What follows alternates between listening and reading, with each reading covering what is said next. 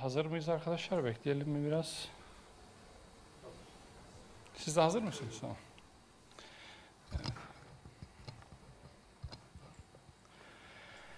Bismillahirrahmanirrahim. Değerli basın mensupları, hepinize hayırlı günler diliyorum. Bugün iki konuyu sizlerle paylaşacağım.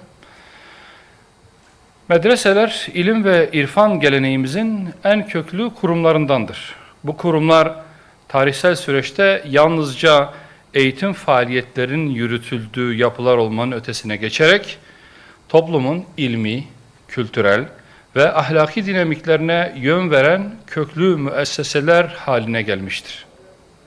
Yetiştirdikleri sayısız alim, mütefekkir ve devlet adamı aracılığıyla hem bireyin gelişimi hem de toplumsal yapının ihyası noktasında üstlendikleri tarihsel misyon, medreselerin günümüzde de işlevsel bir karşılık bulmasını sağlamaktadır.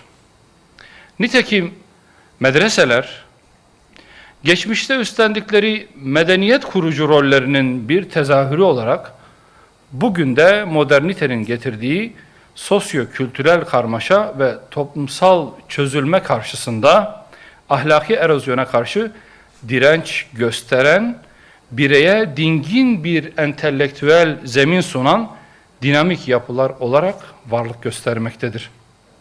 Medrese eğitimini tamamlayarak icazet alan birçok kişi, sahip olduğu ilmi birikimi resmi alanda değerlendirme konusunda çeşitli zorluklarla karşılaşmaktadır.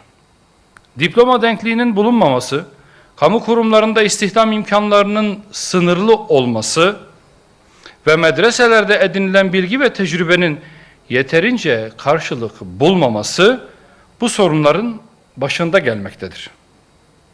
Bu nedenle kamu kurumlarında uzmanlık alanlarına uygun istihdam modellerinin oluşturulması önem arz etmektedir. Ayrıca teknoloji, yabancı dil ve dijital araştırma imkanlarının güçlendirilmesiyle medreselerin çağın ihtiyaçlarına daha güçlü cevap vermesi sağlanabilir. Böylece hem köklü bir eğitim geleneği korunacak hem de medreselerde yetişen nitelikli insan kaynağının topluma sunduğu katkı da artacaktır. Değerli basın mensupları, günümüzde yaşanan ahlaki erozyon, toplumsal yozlaşma ve değerler aşınması manevi ve ahlaki eğitimin önemini arttırmaktadır. Bu noktada Kur'an-ı Kerim'in rehberliğini ve Peygamber Efendimiz sallallahu aleyhi ve sellemin ahlakını esas alan sivil toplum kuruluşları gençlerin manevi gelişimine önemli katkılar sunmaktadır. Nitekim Yüce Allah Kur'an-ı Kerim'de sizden hayra çağıran, iyiliği emreden ve kötülükten men eden bir topluluk bulunsun buyurmaktadır. Özellikle toplumu Kur'an ve Resulullah'ın hayatıyla buluşturan, güzel ahlaka teşvik eden kuruluşların desteklenmesi, gençlerin zararlı alışkanlıklarından korunmasına ve daha bilinçli bireyler olarak yetişmesine katkı sağlayacaktır.